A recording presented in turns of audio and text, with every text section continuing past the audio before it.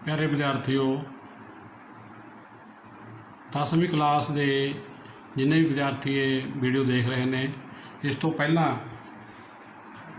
तुहानू 5.2 का जो शुरू के विच पहले दे 5 भाग ने एक टेबल बनया सारणी बनी हुई है, वो मैं तुहानू कंप्लीट कराया सीगा। उहदे विच किहड़ा फार्मूला मैं वरत्या सी, किसी बच्चे ते याद होवे तो बोले किहड़ा फार्मूला सीगा उहदे विच। तो उहदे विच फार्मूला सीगा AN is equal to A plus N-1 बाहर D।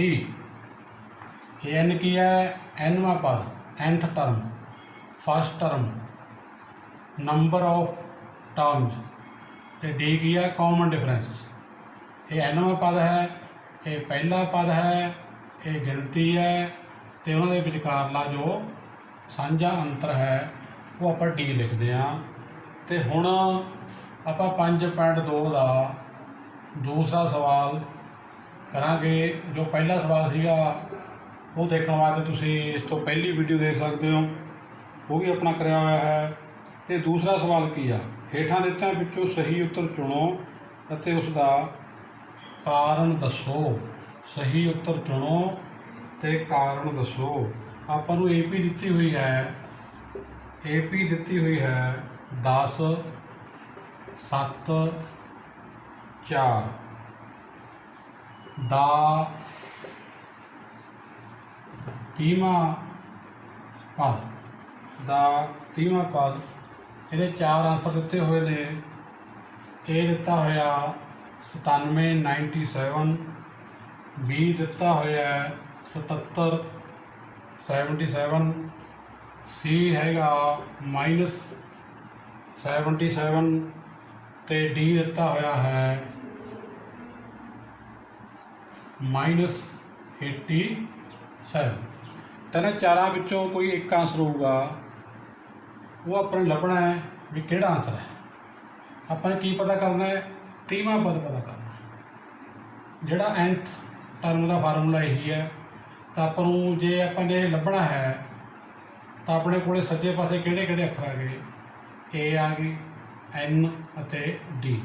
इन्हां तिन्नां दा मुੱਲ आपां नूं पता होना चाहिए, फिर आपां ये लभांगे। जे आपां 30वां लभना है तो भी आपां नूं पता होना चाहिए कि AP दे विच A दा मुੱਲ कितना है। A दा मुੱਲ कितना है जी 10।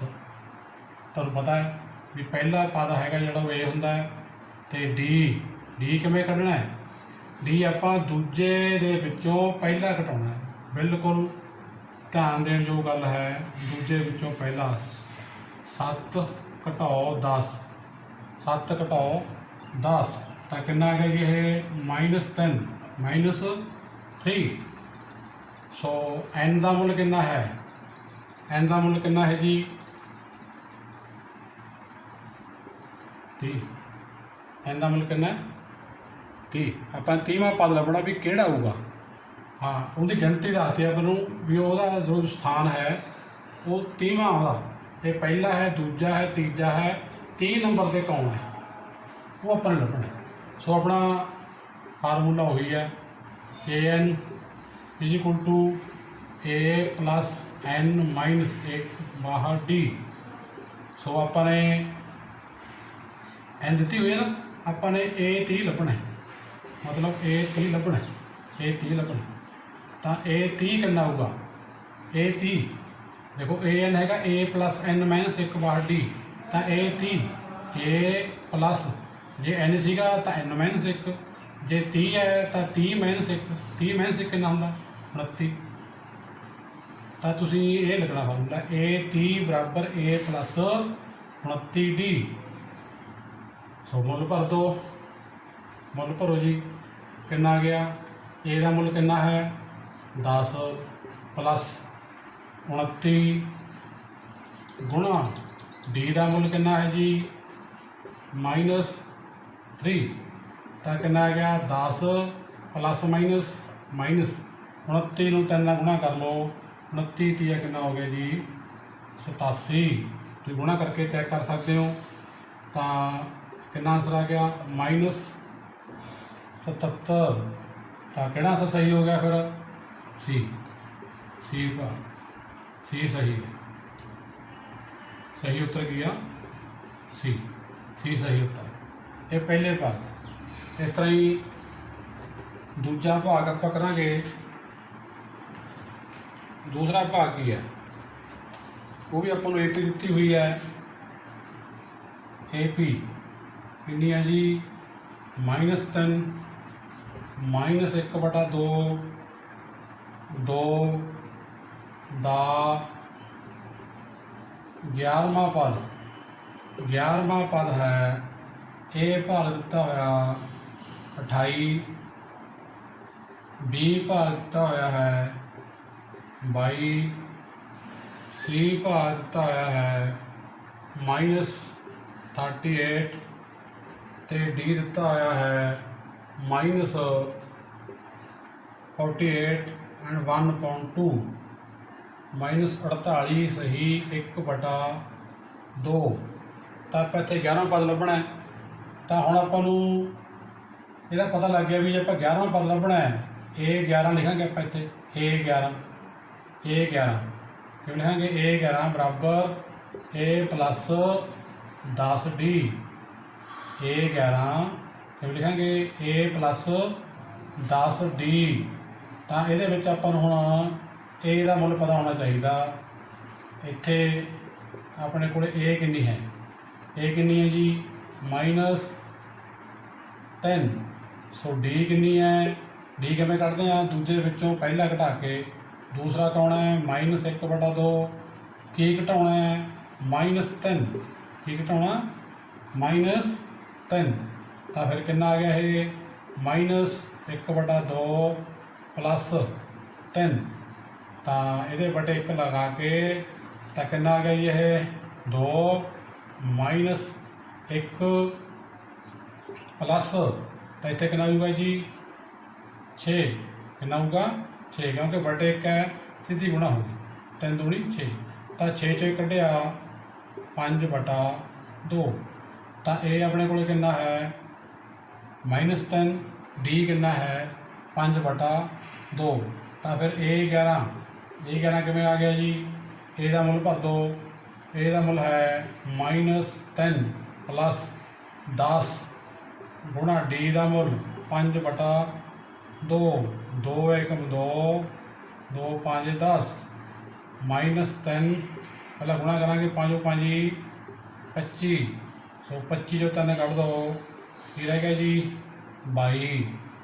तो फिर अपना किहड़ा आंसर सही हो गया बी सही है। बी किया सही आंसर है। सो ये अपना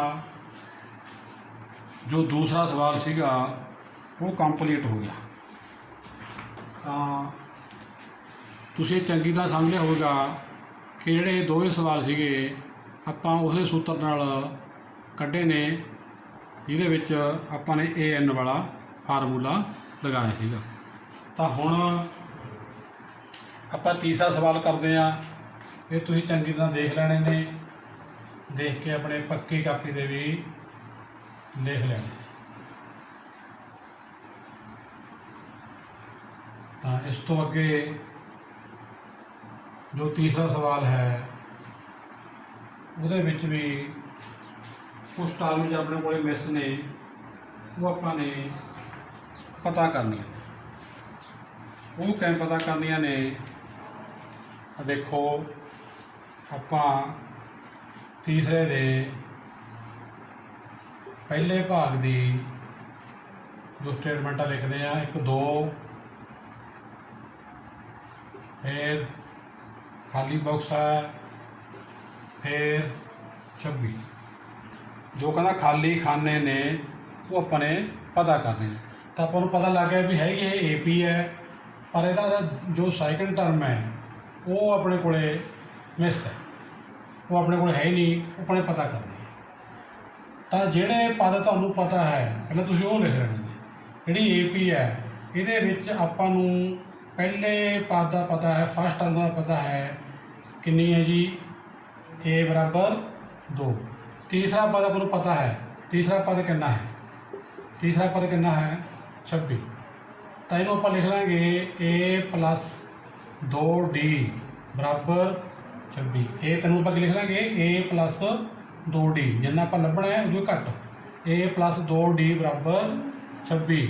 तो ये तुसीं जो ए का मुल है अपने को एक लाइन के 2 अखर आ गए तो आप एक दा मुल भरांगे ए बराबर 2 भर के, ठीक है जी। पुट ए इक्वल टू 2 तो ए का मुल भर दो 2 plus 2d equal to 26। 2d is equal to 26 minus 2 यानी कितना आ गया 24।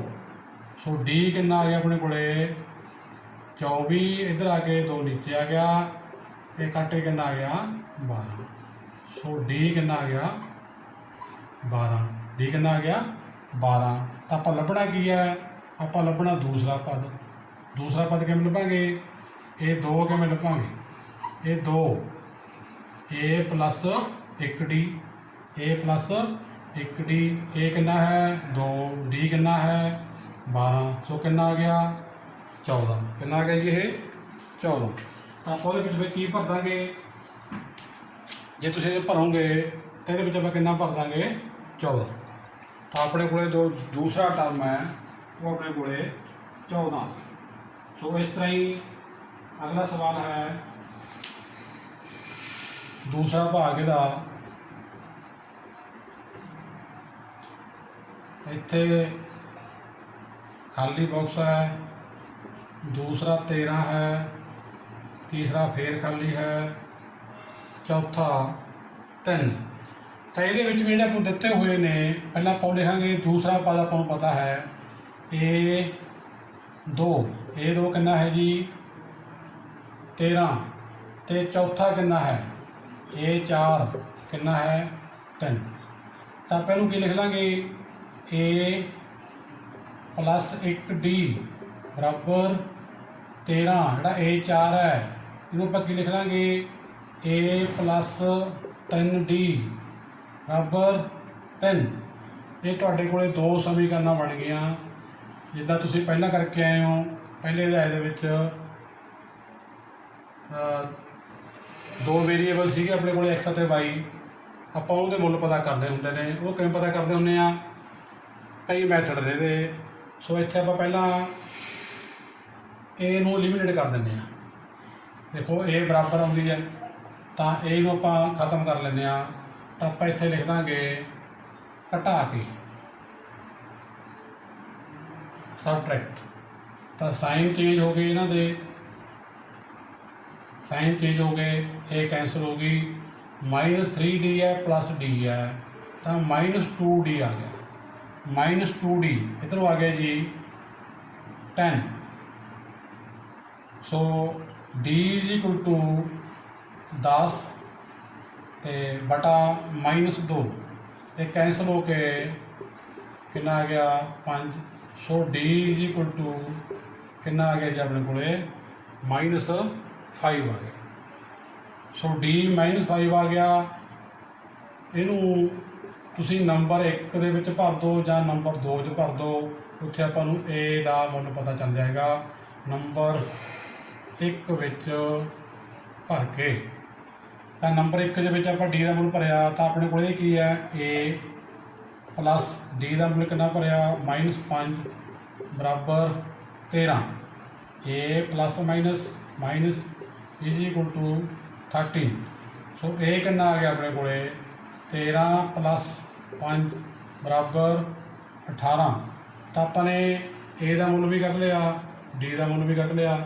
हुण जिहड़े आपां नूं खाली थां की लोड़ है, जिवें पहला पद है ए तो आपां लभ लिया, तो ए कितना आ गया 18। ये आपां पहले खाने दे विच भरना है, ये पहले खाने च भरना है। तो तीसरा पद लभना, तीसरा A3 किमें लभांगे ए प्लस 2d। तो ए का मुल कितना कढ़िया है 18 प्लस 2 गुणा डी का मुल कितना है -5। सो 18 प्लस माइनस 10 तो कितना आ गया जी 8। कितना आ गया ये 8 आ गया। तो फिर आप पहले खाने की भरांगे, पहले खाने की भरांगे जी 18 ਦੂਜੇ ਦੇ ਵਿੱਚ ਕੀ ਭਰਾਂਗੇ, ਜਿਹੜਾ ਅਗਲਾ ਖਾਨਾ ਹੈ ਤੀਸਰਾ, ਉਹਦੇ ਵਿੱਚ ਭਰਾਂਗੇ ਆਪਾਂ 8। ਸੋ ਇੱਦਾਂ ਆਪਣੇ ਖਾਲੀ ਥਾਵਾਂ ਨੇ। ਫਾਰਮੂਲਾ ਸਾਰਾ ਉਹੀ ਲੱਗਣਾ ਹੈ, n ਜੋ ਆਪਾਂ ਪਦ ਲੱਭਦੇ ਹਾਂ। ਜੇ ਤੁਹਾਡੇ ਕੋਲ 2 ਖਾਨੇ ਖਾਲੀ ਨੇ ਤਾਂ ਤੁਹਾਨੂੰ 2 ਦਿੱਤੇ ਵੀ ਹੋਣਗੇ ਘੱਟੋ ਘੱਟ, ਤਾਂ ਤੁਸੀਂ ਦੋਨੇ ਸਮੀਕਰਨਾਂ ਬਣਾ ਕੇ ਇੱਦਾਂ ਪਹਿਲਾਂ ਇੱਕ ਅੱਖਰ ਨੂੰ ਖਤਮ ਕਰ ਲੈਣਾ ਹੈ, ਦੂਸਰਾ ਲੱਭ ਕੇ ਉਹਨੂੰ ਕਿਸੇ ਇੱਕ 'ਚ ਭਰ ਕੇ ਤਾਂ ਇਹ ਲੱਭ ਲੈਣਾ ਹੈ। ਜੋ ਤੁਹਾਨੂੰ A ਅਤੇ D ਲੱਭ ਗਈਆਂ ਤਾਂ ਫਿਰ ਤੁਸੀਂ ਜੋ AP ਹੈ ਉਸ ਨੂੰ ਕੰਪਲੀਟ ਕਰ ਸਕਦੇ ਹੋ। ਮੈਨੂੰ ਪੂਰਾ ਵਿਸ਼ਵਾਸ ਹੈ ਕਿ ਤੁਸੀਂ ਅਗਲੇ ਜੋ ਇਹਦੇ ਖਾਲੀ ਥਾਵਾਂ ਨੇ ਸਵਾਲ ਨੇ ਉਹ ਤੁਸੀਂ ਆਪ ਕੰਪਲੀਟ ਕਰਨ ਦੀ ਕੋਸ਼ਿਸ਼ ਕਰੋਗੇ। ਬਹੁਤ ਬਹੁਤ ਧੰਨਵਾਦ।